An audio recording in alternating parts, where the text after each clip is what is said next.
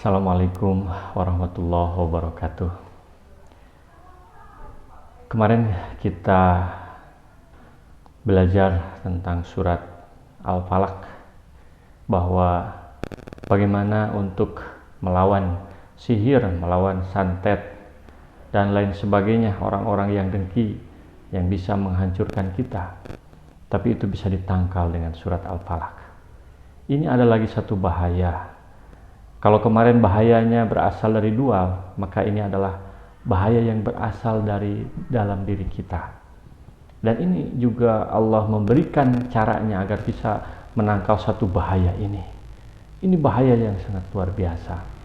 Karena satu bahaya ini dihadapi dengan 3 perisai yang diajarkan oleh Allah Subhanahu wa Ta'ala. Apa bahaya itu?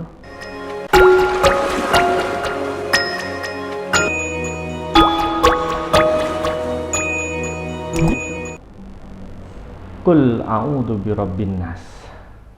Allah Subhanahu wa Ta'ala memerintahkan kepada Nabi Muhammad, katakanlah, aku berlindung kepada Tuhan manusia.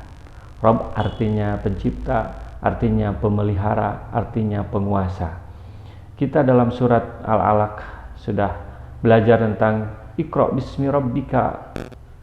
Bacalah dengan nama Tuhanmu, belajarlah atas nama Tuhanmu. Yang Tuhanmu itu kemudian alladzi khalaq, dijelaskan yang menciptakan. Khalaqal insana min 'alaq, menciptakan manusia dari al-alaq. Maka ini dijelaskan lagi bahwa agar kita bisa menangkal satu bahaya itu, maka kita harus minta perlindungan kepada Tuhan kita yang menciptakan kita. Tapi kadang-kadang ada orang yang mencipta tapi tidak memiliki dan tidak berkuasa. Maka ditegaskan lagi bahwa yang harus kita minta perlindungan itu adalah Malikin Nas. Dia adalah penguasa manusia.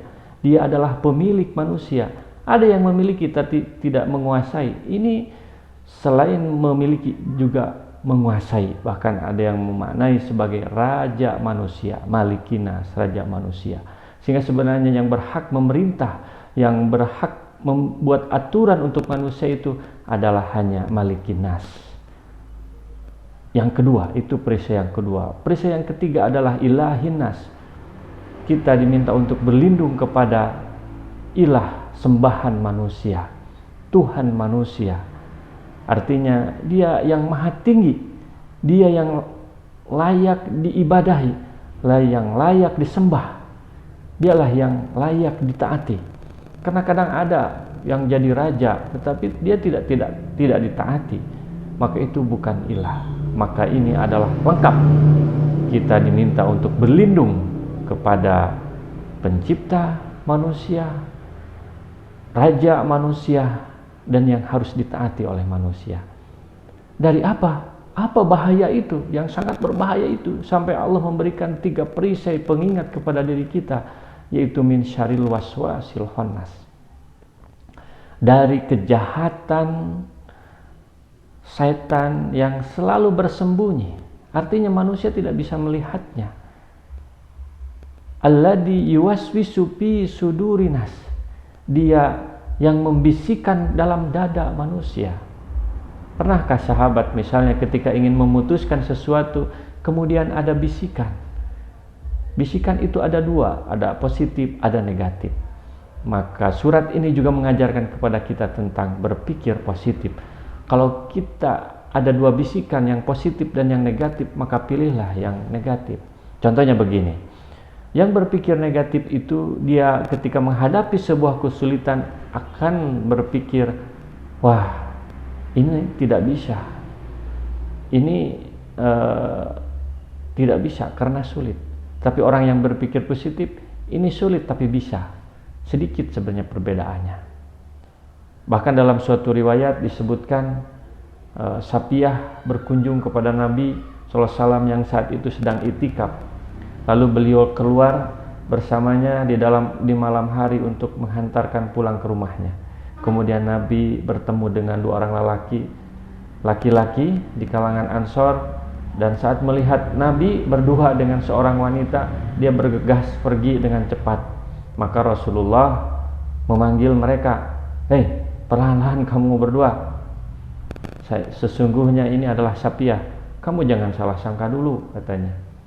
Kemudian kata Rasul, inna syaitana tajri minabni adam mazrad dami wa ini khasitu ayakdifa fi qulubikuma syai'a.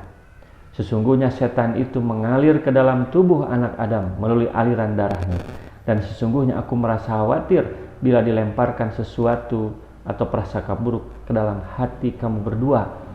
Hadis riwayat Bukhari Muslim. Dalam salah satu hadis Bukhari juga menyebutkan bahwa sesungguhnya setan itu meletakkan belalainya di hati anak Adam. Jika anak Adam mengingat Allah, maka bersembunyi, dan jika ia lupa kepada Allah, maka setan menelan hatinya. Maka itulah yang dimaksud dengan bisikan setan yang tersembunyi. Maka pilihlah pikiran positif. Dalam setiap hal kadang-kadang kita bertemu dengan bisikan-bisikan itu. Maka prasangka buruk, pikiran negatif, orang ketika dia ingin menggapai kesuksesan, maka ada bisikan, untuk apa sukses? Untuk apa berhasil? Itu adalah salah satu pikiran negatif yang harus kita ikuti. Minal jinnati wanas. Al-khonas itu atau setan yang tersembunyi itu kadang-kadang berasal dari jin, juga berasal dari manusia. Seorang sahabat ada yang bertanya, apakah ada setan dari jenis manusia?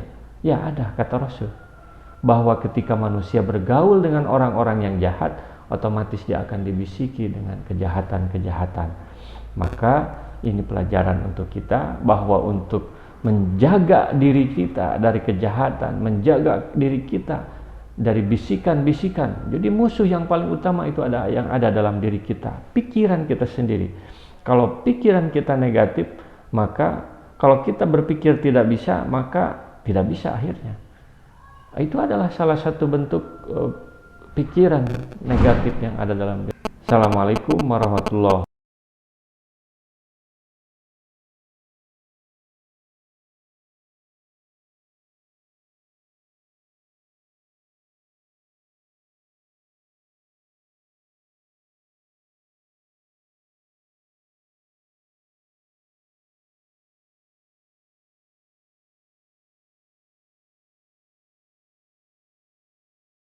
Rasulullah SAW bersabda, baligu anni walau ayatan, sampaikan dariku meskipun satu ayat. Mari kita sebarkan jalan kebahagiaan dengan like, share, dan subscribe channel ini.